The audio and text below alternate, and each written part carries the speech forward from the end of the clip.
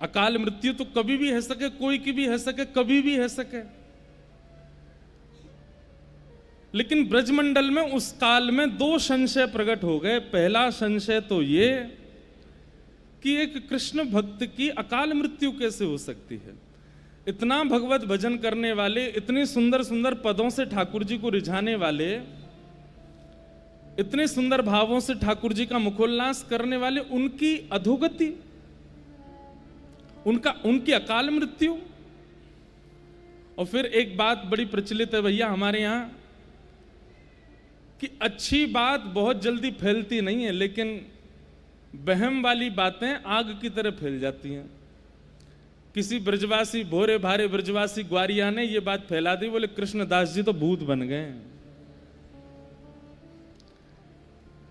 3 दिन हो गए थे कृष्णदास जी को गए, 3 दिन बाद एक ग्वारिया कोई जा रहे हो, तो उसी कुआं के बगल से जा रहा था जहां कृष्णदास जी के प्राण गए, तो जोर की हवा को झोंका आयो तो पेड़ हिल गयो।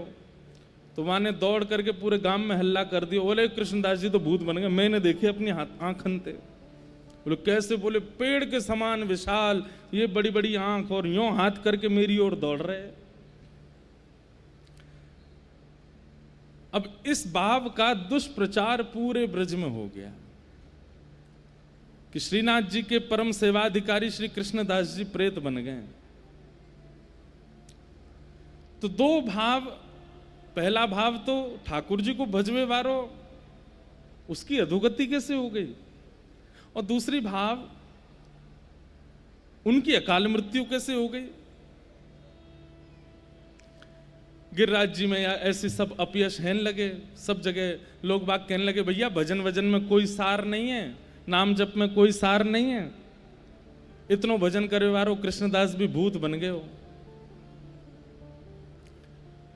अब ये बात होते होते होते होते वृंदावन निधिवन में पहुंची, और निधिवन में जैसे ही स्वामी जी महाराज ने इस भाव को सुना, तो स्वामी श्री हरदास जी महाराज बोले, हम स्पष्ट रूप से इस बात को प्रमाणित करते हुए कह रहे हैं भैया, जाने एक बार भी अपने माथे पर उर्दपुंड लगायो होगो, जाने एक बार भी अपनी जिह्वा ते कृष्ण नाम गायो होगो, जाने अपने गले में कंठी माला धारण करी होगी, जो एक बार भी या ब्रज की रज में लौट गए होगो, या तो जन्म लियो भयो या फिर या ब्रज की रज में प्राण त्यागे होंगे, उसकी अधोगति नहीं हो सकती।